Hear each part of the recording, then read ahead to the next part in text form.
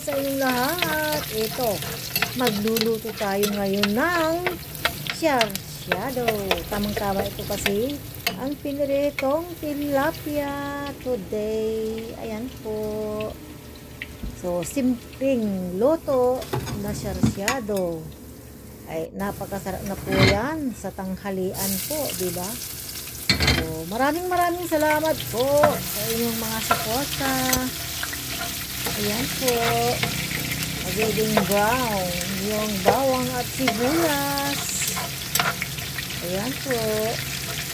Napakalakas yung aking mga pampalasa ng anak ko.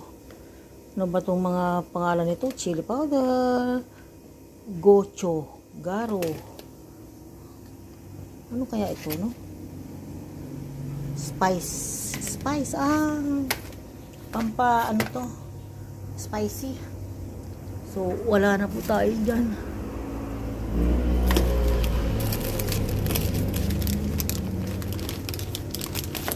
Ano meron? Wala.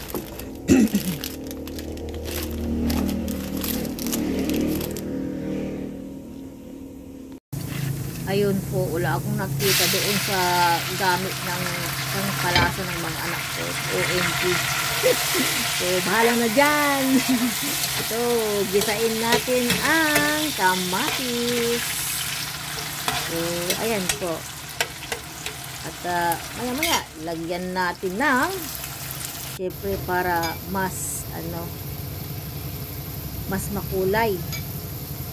Ayan, asin, paminta, konting toyo para makulay yung ating kamatis.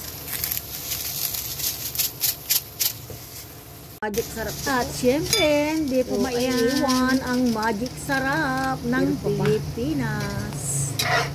So, diba? Tama na po yan. Ayan, hintayin natin maluto ang kamatis.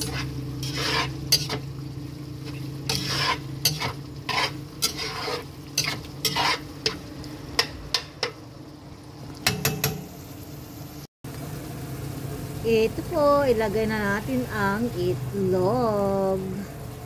Tapos, halu-haluin natin para hindi siya mabuto sa kamatis. Ayan po.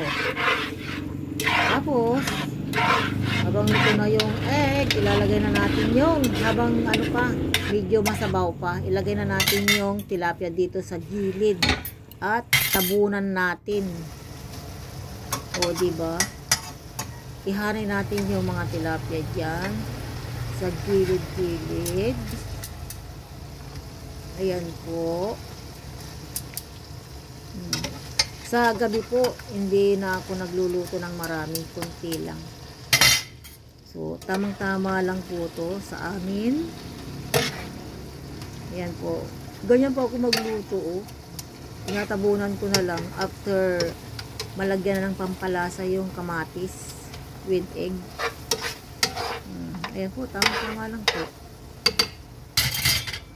Napakasimpleng sarsyado ang ating niloto for today.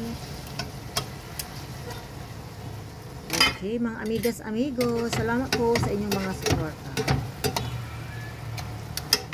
Bye na!